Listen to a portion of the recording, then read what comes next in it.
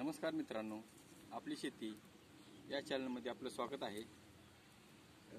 ऊस लागण चालू आहे. 20 गुंठ क्षेत्र आहे. बियाणासाठी घरीच बियाणं तयार केलेलं होतं 8632चं. 10 महिन्याचं बियाणं आहे.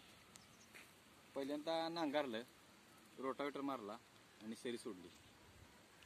तर उत्पादन वाढीसाठी आपल्याला वर्षाच्या ऊसाचं 2 टन कसं ॲव्हरेज मिळायला पाहिजे त्यासाठी प्रयत्न चालू आहे. तर त्यासाठी पहिल्यांदा काय करायला लागेल, लागण पहिली आम्ही लागण करताना लागवड टाकत नव्हतो, पण ह्या वेळेला म्हटलं आपल्याला उत्पादन वाढलं पाहिजे आणि वर्षाच्या ऊसाचं 2 टन उत्पन्न वाढलं, 2 टन मिळालं पाहिजे गुंठ्याला. त्यासाठी एक नियोजन आखायचं. मग काय केलं, आता बेसोड डोस टाकला. त्यासाठी आत्ता बेसोड डोस टाकलाय. तर सुरुवातीला सरी पाडल्यानंतर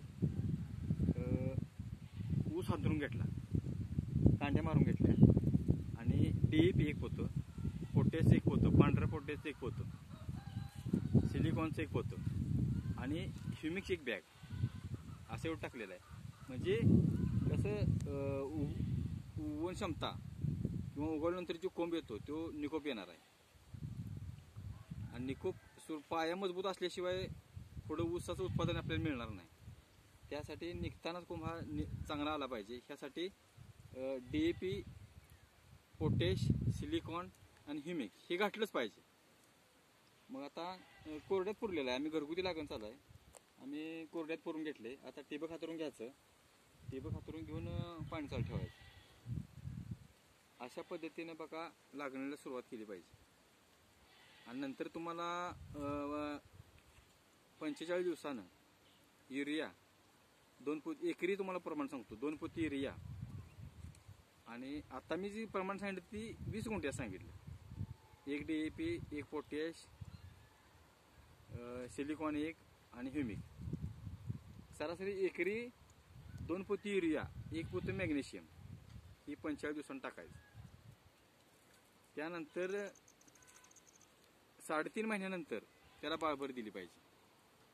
3.5 महिन्यानंतर बाळभर देताना पुन्हा बेसोड डोस टाकायचा आणि मोठी भर देताना आणखी एक बेसोड डोस टाकायचा.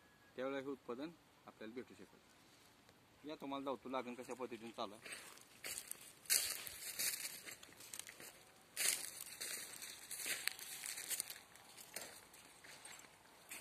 अशा पद्धतीने लागवड टाकलेली आहे. सुपर फॉस्फेट पोटॅश असा डोस होऊ शकतो, पण चुनखडीचं रान असल्यामुळे आपण त्यासाठी सुपर फॉस्फेटच्या ऐवजी DAP वापरलेला आहे. दुसऱ्या रानात काळ्या रानात सुपर फॉस्फेट पोटॅश अशा पद्धतीचा डोस चालतो, पण चुनखडीच्या रानात आपल्याला काय सुपर फॉस्फेट ऐवजी DAPचा रिझल्ट चांगला येतो.